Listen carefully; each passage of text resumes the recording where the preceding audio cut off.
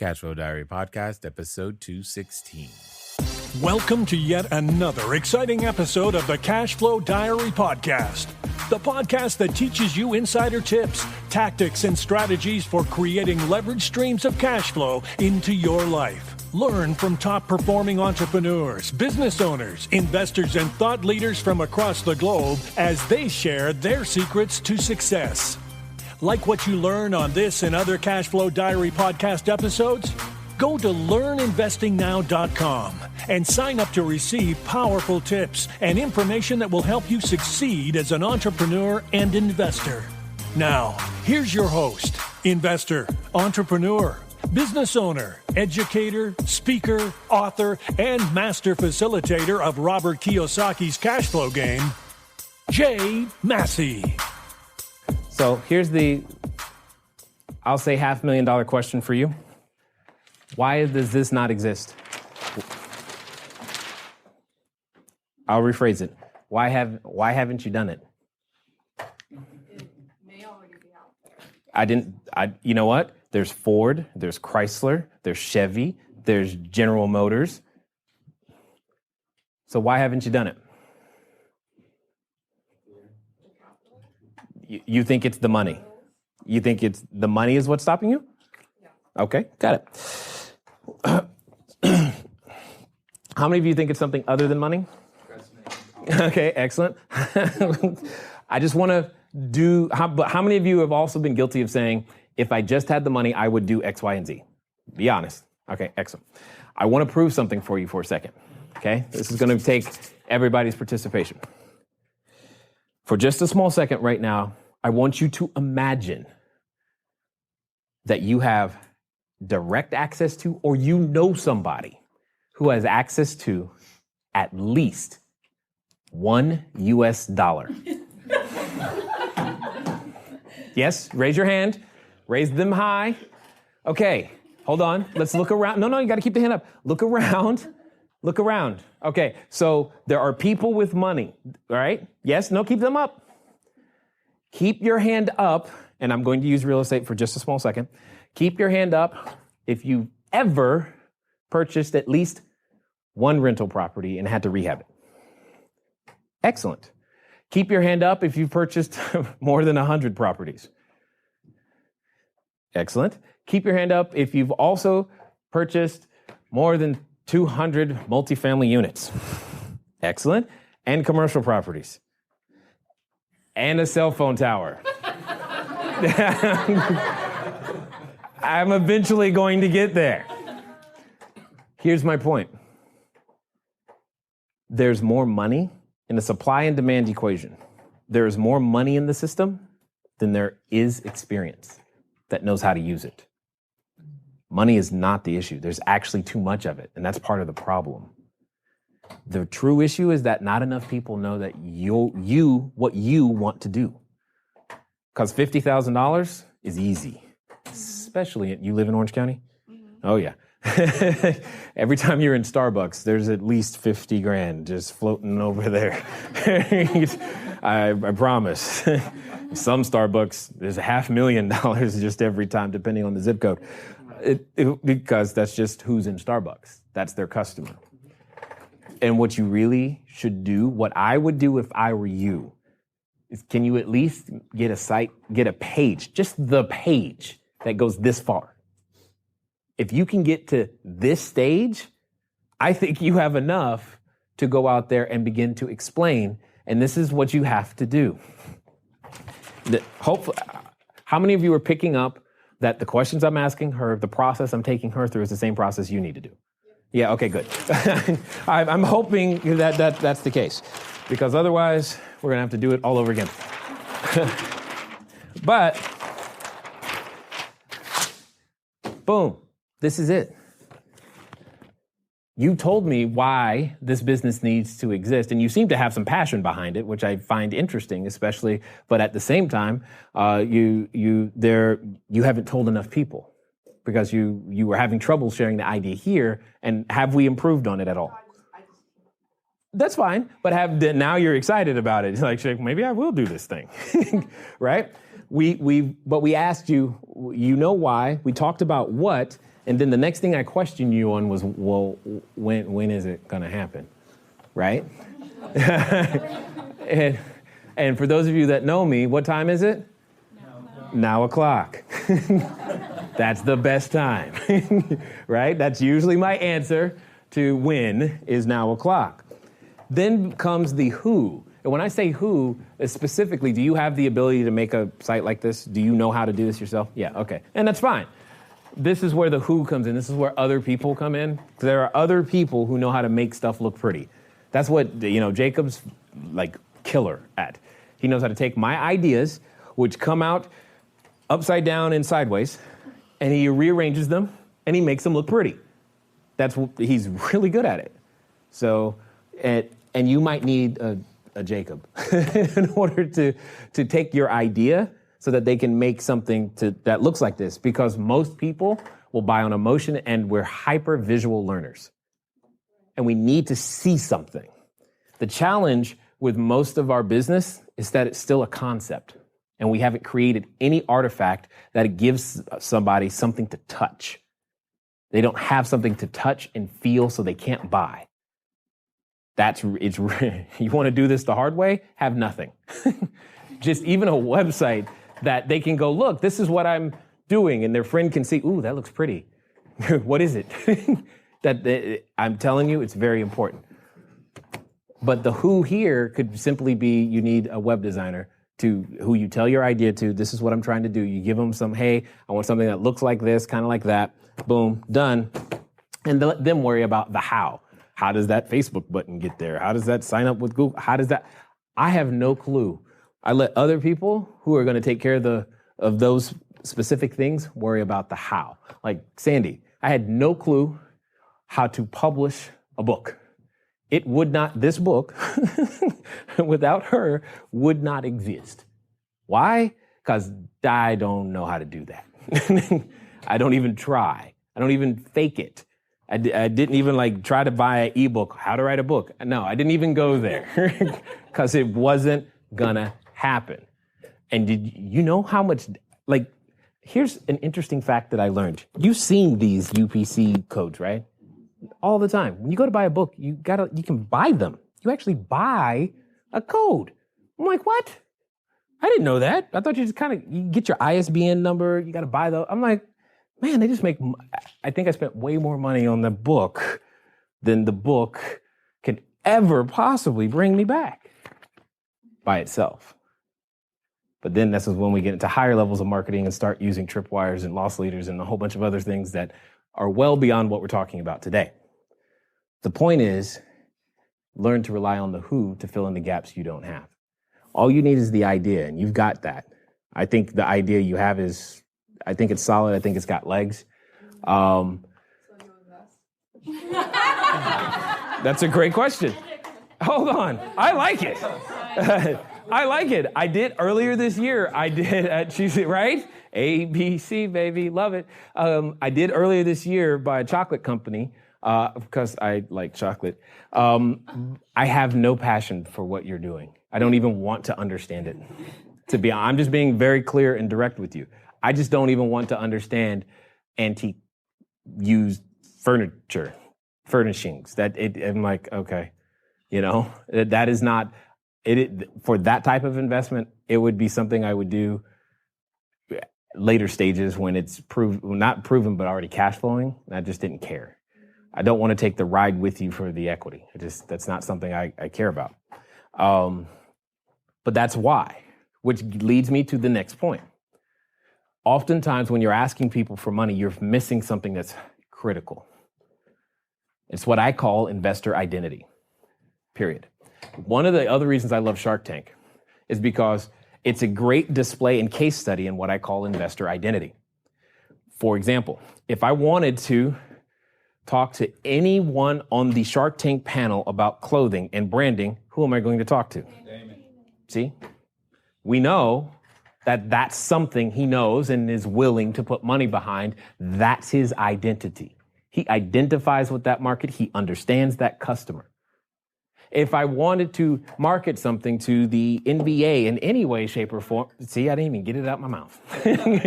there. Of course, right? But that's my point. If I had a product, or rephrase, if I had an invention that had heavy manufacturing costs, and all I really needed was great distribution, and I was open to a royalty deal, right? You know what they want. You have an idea. So what does that mean? That means all of us as entrepreneurs have more work to do. We have to go, just like you prospect for customers, and there are some customers who are size 12 and some who are size 14 and some, you got investors who fit into certain categories. And here's the challenge. Here's the biggest challenge. Your investors don't even know that. So you have to educate them that they have an investor identity. And you need to help them understand that. Now, what I did to help me and to help my investors, and this is why, what I'm about to share with you is not going to make 100% sense to most of you the first time through. I'm sorry, it's just the way it is. But I got to share it with you because it's the number one tool that I've used and that many of the people that I've helped use to raise capital. Without it, it's really, really tough because you don't know how to explain your deal in mathematical terms that makes sense to people that get them to write the check, right? And this is it's the most important thing. It's what we call the profit analysis quadrant. And I think it's on page 253, right? No, I don't know what page it's on. Sandy, help. Let me check. Thank you. So it's the profit analysis quadrant. And basically what it does is it separates all business in the areas of profit into 4 different areas. Because there's an area of appreciation, there's an area of depreciation, there's usually an area of amortization, and then there's an area of cash flow. Exactly. And you need to be able to eventually boil your deal after you go to the why, what, when, who, and how page. 269. Thank you. After you go through the why, what, when, who, and how, you need to be able to boil it down to numbers in this. For example, today, we value the business at $100,000. However, after doing our whiz-bang magic, we believe the business will be $1 million. Okay. Now, you can say whatever number, obviously, but you have to have the details to back that up. Depreciation is all about tax benefits, especially for those of you who have something you want to manufacture that requires any sort of physical plant or equipment. You're going to have a lot of that in here for sure. Or for those of you, depending on if you have a, I'll say, social nature to your business, you've seen a lot of these businesses recently that for every shoe purchased will donate a pair of shoes to kids in a third world country, that type of thing. Well, understand that one of the cool things is that capital, there's a type of investor that's the type of deal they're looking for. But if you just skip that, by not starting at why, you don't attract them. They don't know. You have to start with why. You've heard a book by that name too. So, but the tax advantages is really what we're talking about. Amortization, this is typically going to play inside any sort of leverage or loans that you may need from any private equity group or bank. Well, no, you're not a bank. I forgot. I'm sorry, you're just in a suit and look like a banker, man.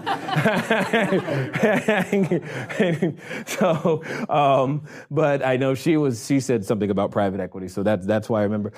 Depending on the type of leverage or loan that you may get here, there's a profit center here, and then obviously cash flow. Everyone talks about this one. Everyone understands this one. This is that money that's left over at the end of the month or months after payroll and all those other expenses that you have, so that you can divvy this up. The cool thing about business is that you don't, when I say a 50-50 deal, you don't have to split all 4 of those quadrants equally. You can give people different benefits based upon what they need at the time. There are some investors who only want steady, predictable streams of income, and quadrant 3, the amortization banking quadrant, that's all they need, and you get to keep 1, 2, and 3. There are some people who don't want any money, and they just give me some growth. Boom, right here. Some people say, I want some growth and some income. Okay, cool. Some people say, you know what, Jay, if you could just save me on my taxes. Okay, cool.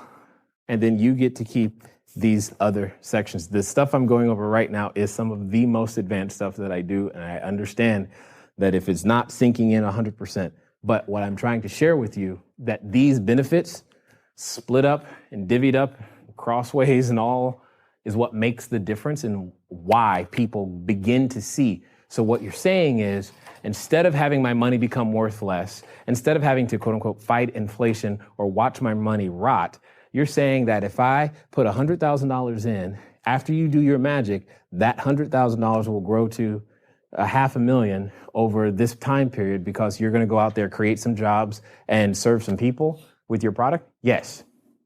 Okay, I'll do that. Does that make sense? And that's the story you have to learn how to tell. In my case, I teach people, and I like people to learn, entrepreneurs to learn how to tell it at Starbucks and be able to write it on a napkin. You think I'm kidding. I've raised more capital at the Starbucks than I ever have doing a fancy business plan, fancy keynote or PowerPoint presentation. I promise you this. So few. Just give me Starbucks and a napkin, and I'm in business. You don't need all that other stuff until you're ready to seek out institutional capital, but most people in this room aren't looking for that yet at this stage of their business. They don't even have, any seed rounds or proof of, you've got a long way to go before we get there. I'm trying to get you there, get you somewhere. Right? Because it's the small business, now I'm sounding like a politician for a second, it's small business that runs America. Right? That's really what it is. That's really what it is, and that's us. Those ideas like what Karen has. How many of you have an idea similar, or you have an idea, not necessarily similar, but you have an idea and you're like, I think this could work, right? Now, is there anything different? Do you have more clarity around what you might need to do next in order to make that idea happen? Yeah, that was my goal. Yes. It's just I don't know if my idea would apply to what you're teaching. Is awesome stuff. Go for I it. don't know if my idea would apply to you. Would you like to find out? Yeah. It's Okay. because, Go. What's the idea? Well, I mean, it's kind of like the way in principle is the way Facebook would work. The user would use. Is it it you for said free. Facebook? Yeah, the way Facebook would Okay. work, but the user would use it for free. Okay. What I'd like to do is I'd like to create an app where the everyday citizen can Okay. go on the app and let's say there's a bill in Congress that's being voted on. Mm-hmm. They can kind of get a brief synopsis of it. Uh-huh. And they can vote on it themselves. They can see how people all around the country voted on that bill. Okay. And they can compare it to how Congress voted on it. Mm-hmm. And which Congress people voted yay or nay or whichever way, depending on. Okay. And so they can compare, that way they know who to vote out. Okay. Understood. I like the concept, More effective. but that's not that. I just want to make sure Yeah. you're doing that for lead generation, not monetization. Well, in a way, I mean, because you need to fund it, and the way Facebook does it is for advertising. That's true, but I just want to try and understand, what is your goal? Is that product meant to be the lead generator, or is that product meant to be monetized? I know Facebook uses advertising. I'm not talking about Facebook. Yeah. I'm talking about you. Yeah. So it's just to make more transparency. Okay, got it. So what you really are telling me now, how many of you? What question am I asking him? Why? Why? I'm asking him why questions so that I can understand what's driving this. It sounds like you don't trust the government. So people can. Am I right or am I wrong? It's so people can get people that they know they can trust in government. Yeah, yes, I understand, but you don't. You said so. He said so. They can get people that they know they can trust in the government, which means by default that the current government you don't trust. Yes. They're unpopular. I don't distrust them. Okay. Here's the point. I love this. This is great. It's not that You will fail by not taking a side. I don't trust a lot of them. That's great. I need you to say that in your marketing, and every time you're talking to an investor. I don't trust the government, because you know what? There are people with money who don't trust them too. Exactly. Okay.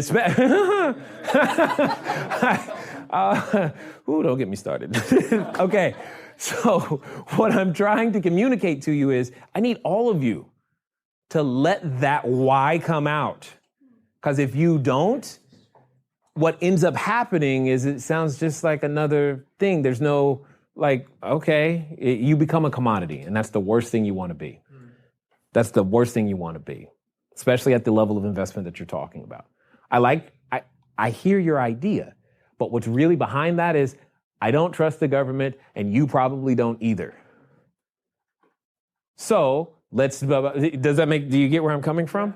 That's the why. Now we have the what. The what is the app. The goal, drive transparency. And then what's the next question? When? Right? And you know the answer. 9:00, exactly. That's usually the answer for me. And then it becomes who's going to program that darn thing? Right? I don't know. But I bet you who in here knows at least one person who has ever made an app? See, your problem solved when you share the idea. Okay? And that person knows how to do everything. You just got to get those things connected. And that's really all I'm saying, and begin to learn to tell that message over and over again. And again, my favorite place, Starbucks. Yes. If you've been listening for any length of time, you know that you could probably walk into a Starbucks and you have a shot of finding me there, because I'm always going all the time. And that's just what I did. I mean, there's a significant portion of deals that have been closed at Starbucks simply because that's typically what I do. I mean, even like right now, we're going through this process of getting more capital for some new deals that we're doing. And guess where? I'm going to be in Starbucks meeting with the individuals, etc. Well, obviously those that are close and nearby. Anyway, the point here is you've probably figured out that we're giving you more of the live event from last time. But there's another small little announcement I want to make sure that everybody knows. If you haven't already, feel free to follow us at Cashflow Diary, at Cashflow Diary on Twitter.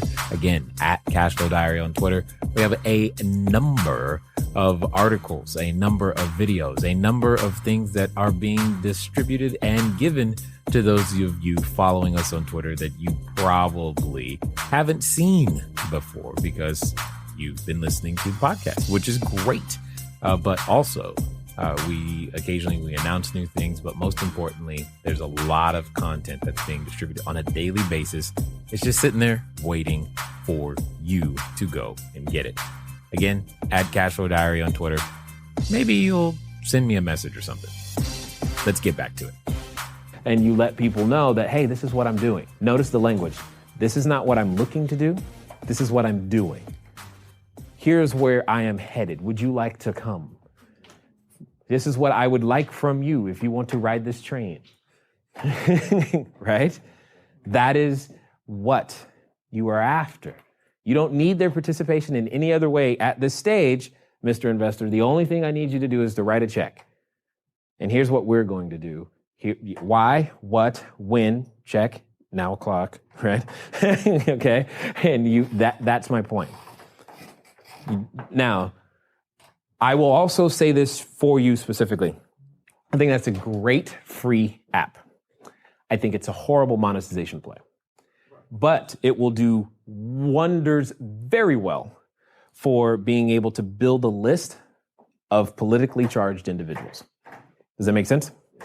I think you're going to have to work on the monetization, figure out how to get them off their phone and into an email list. Once you figure that piece out, I don't know what the monetized product would be, but you definitely have a way to build a list. Really, really cool. And lists of names have value, especially when they're in a very specific area. A list of, 100,000, 1 million people. I have 1 million users that all don't trust the government. Somebody will come to you and figure out a way to help you with that. Okay, that is a positive problem at that point. Make sense? So those are the things that I'm talking about. Can you see the systematic repetitiveness of this process? That's why business is the same. Real estate, I don't really care what it is that you're raising capital for. You've got to learn to tell the story, and it's not so much about the numbers and the paperwork and all that other stuff that you think it is, because there are people who do that, which is usually not you. Your job is to be the visionary, to be the entrepreneur, to make,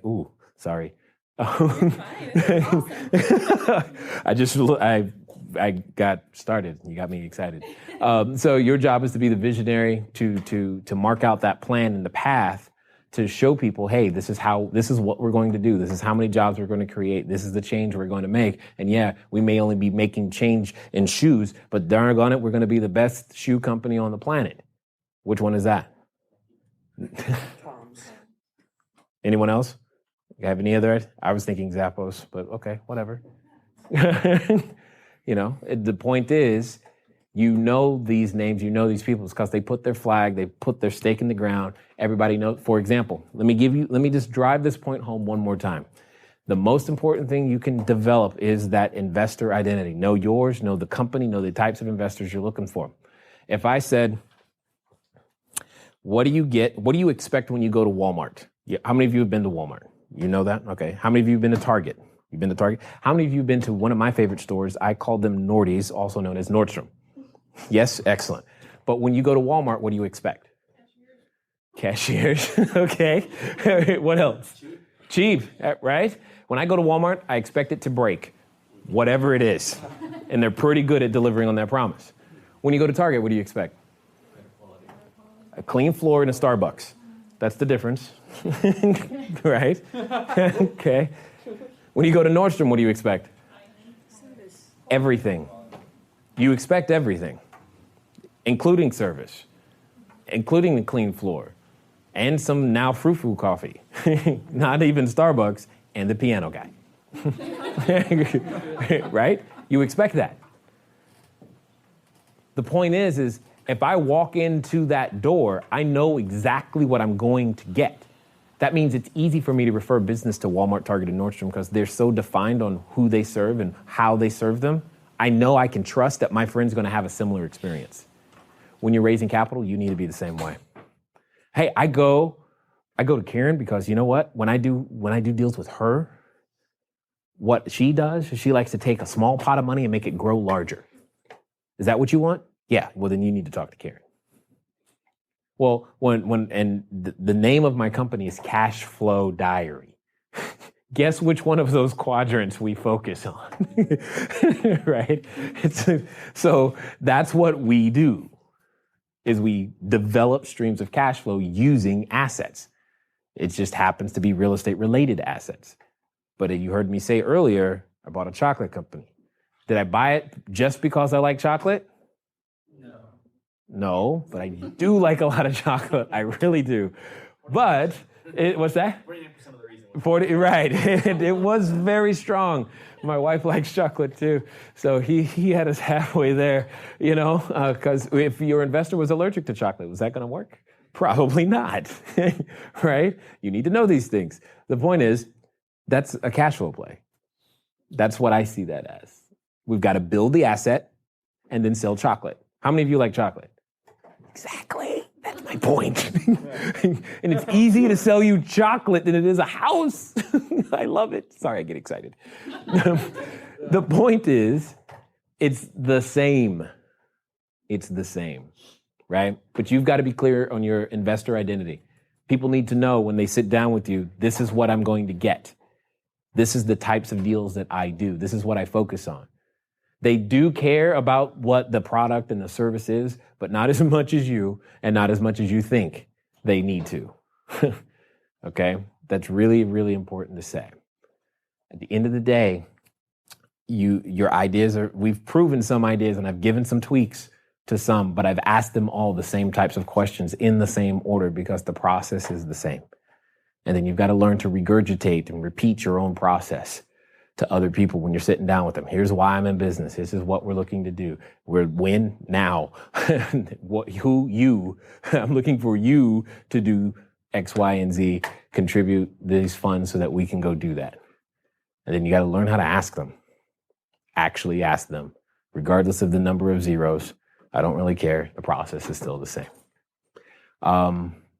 Questions? Yep. How do you determine the different kinds of investors from just meeting people? Correct. How do I determine the different kinds of investors from just meeting people? Here's what I've learned to do. I play games with people. That sounded funny, right? But I do. I play games with people. Have you ever heard of a game by the name of Cash Flow 101? Yes? How many of you have not? Okay, that's fine. You can, it's something Robert Kiyosaki invented, and I just play Cash Flow 101, Amazon. Like, how many of you, when you go shopping, the first place you go is Amazon? Yeah, see, you know what you're going to get. That I'm just proving the point one more time. But, the retail giant, they just took over. So I use this board game that'll eventually come up, and that's what I do. I play games with people first. I get them to play a board game. During that board game, it teaches concepts of investing and business, and they by how they play the board game tells me what they're interested in. It really does.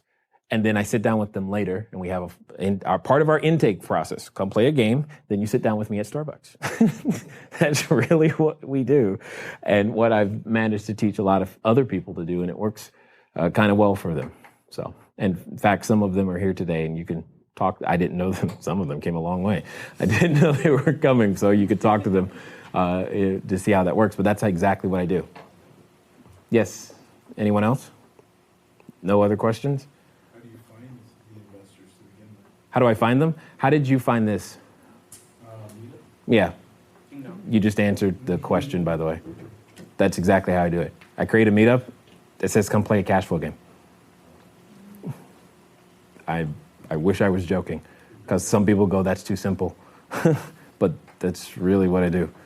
I've played this game. I've taught thousands of people to play this game in many different countries. I've done it on cruise ships. The largest game that I've done is 180 people at a time.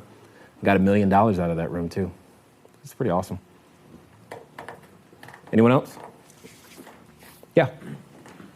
What did you offer your very first investor? My very first investor? After you with all the episode you went through? Yep, 5149. My very first investor, he got a 5149 deal on a 12-unit building. He put up 100% of the capital. I did everything else. Actually, it turned out to be 24 plus 36 is what, 60? So he ended up going in with me on 60 units total at the end of the day, but it started with a 12-unit building. $250,000. 5149. That was your first deal? Yes. $40 million. He said with my first investor, yeah. If you're going to raise capital, make it worthwhile. Don't go raise 10 grand. You're going to do the same work. And that 10 grand person is going to bug you a lot. And you're going to wish they gave you an extra zero at the end of the day. I'm just saying. Yes?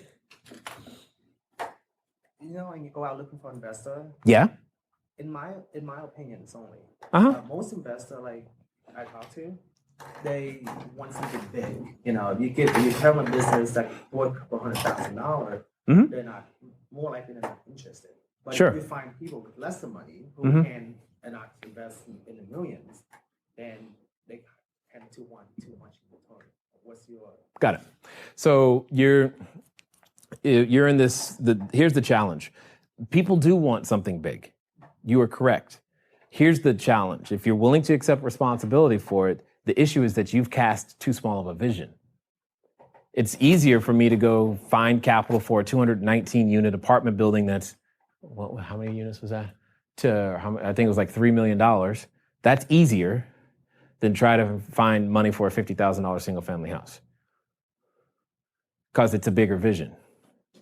And if you aren't the entrepreneur that's willing to grow the vision that big, then that's probably why you're not saying that story. Like I said, we said lemonade stand. Hey, I need you to invest in my lemonade stand. Now, when I just said it that way, that sounds like, what? You need what, $10 bill? I don't understand. But if I said, yeah, I need you to invest in my lemonade stand because we're looking to average about 1 million gallons of lemonade every weekend, suddenly, when I said 1 million gallons of lemonade every weekend, you suddenly like, wow, lemonade's a great business. And that's the difference. So are you saying that in my projection, I should project the maximum, the most potential, and not the realistic number? You should tell me the vision of what you want to do. I need to know where this puppy is going. Because if I'm a growth investor, which is probably what it sounds like to me you're talking to, if I'm a growth investor, I need to know because I've got choices in theory. If I'm going to put my 100 grand here, remember, all I care is about the system. I'm going to put 100 grand here and 100 grand here. Where's it going to grow? Well, this guy's saying he can take my 100 grand and take it to 200. This guy's saying he can take my 100 grand and take it to $1 million. So talk to me about the $1 million. Does that make sense? Especially when time frames are the same. So if you've got to lay out the vision. It's not just about the numbers. You got to tell them, here's where we are. And I understand, Mr. Investor, this might be a little bit smaller than the numbers you were hoping for. You probably want to write those words down word for word. However, here's where we're headed. And this is the stage you're at. Because the stage you are here, you're going to get this valuation on your money. As we go further and raise more capital, obviously they're going to get a worse valuation than what you've got because we've taken those risks already, and you'll be able to grow along with me. That's way more plausible than this is what my company's worth and I need, 100 grand. Make sense? It's in the language, it's in the vision. Why, what, when, who, how. Yes? I still can't believe that you get investors through playing a game. So a person that okay. played a game with you and you got him to give you $250. Okay, can I, all right. I'm just going to, I see, That's why I understand. And I know you don't believe me. Personally, I love your website. It's best. I paid the $97. It is awesome. Thank you. You're welcome. Here's my point. I did not bring them. I really didn't bring this one, right? Where did you come from? Virginia, so that everybody hears that. I did not know she was going to be here, okay? But tell them some of the experiences that you've had playing a game with people in Virginia and what has happened because of that. So we're former clients of Jay's, so he taught us the whole cash flow game concepts, and we didn't believe him at first either. So we got a couple. We actually own 5 games now. Yes. Within a matter of 4 months, we actually have 63 people who are in our group.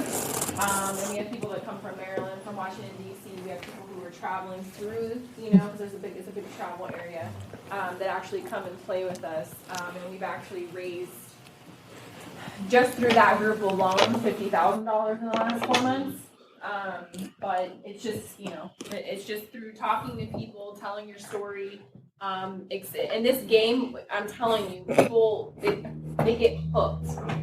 This game, it's kind of confusing at the beginning because, this is nothing like you've ever played before, ever. No. But once you get into it, you're absolutely addicted. And that's what draws people and keeps them coming back, as well as telling your story and the why, as Jay puts it. So once you get your why down and you kind of explain your story, people are hooked and they keep coming back. So we just keep growing. So it's really amazing. Yes. So when you raise the funds, yes. Is it for like one big deal? It just depends on what you're doing. Yeah. I've had people use this technique for movies, music, apps. We were talking apps. I use it for real estate. That's like my way. I don't care I'm just telling you how to go get the money. What you do with it, once you have it, hopefully you got an idea. I don't know, but you. That's part of your why. I haven't. Play the game. This is my. Suddenly they perk up. They're awake. Where do you find people to play? Okay, how did you find this? How did you find this room? Meetup. So could you post a meetup that says, hey, come play a game with me?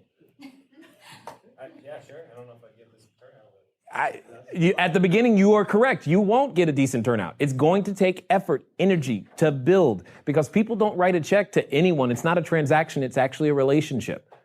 Most people try to treat it as a transaction. If you're trying to treat raising capital as a transaction, then you need to talk to a bank or an institutional lender. And that's not where most of us are in our business. It needs to be a relationship. 1 second, Carla. Karen. I still can't connect the dots of how you use the game. Get people to review their money. Got it. I understand. She's like, what am I missing here? You have magic pixie dust. I understand. First of all, here's the phrase. I love this. Educate. Next time, note to self, guys, we're just going to start with the game and just tell them that. Goodness gracious. Educate to dominate. He or she who educates their marketplace dominates their marketplace. Everything is marketing. And education primarily is the number one marketing tool that most businesses are using today. I take the time to invest with you and teach you simple concepts like ROI, cash on cash return, what cash flow really is, all those types of things that begins to create a relationship. Robert Cialdini wrote a book called Influence. That's called The Hint. Pick it up, read it. One of the things that gives you influence is A, being in a position of authority, i.e. teacher, but most importantly, there's a theory of reciprocity. I've given to you first, and I've given to you what is your most valuable asset? Time. And you came to play cash flow with me, and I gave you 2.5 hours usually of my time and helped you. And then I just asked you at the end, would you like to do this, what you did in the game, in real life? And if the answer is yes, well, cool. Do you think it makes any sense for us to sit down at Starbucks later and talk about it? That's it. I'm done. Ta-da! What? Someone paid to play the game? So I have charged people to play the game, yes. And I've also not charged. I've also done charitable events. Like we charged people to come play the game, and we gave all the money to, it was a female wheelchair basketball, they needed uniforms. So cool. I'm creating value. Anytime you create value, you can charge for it.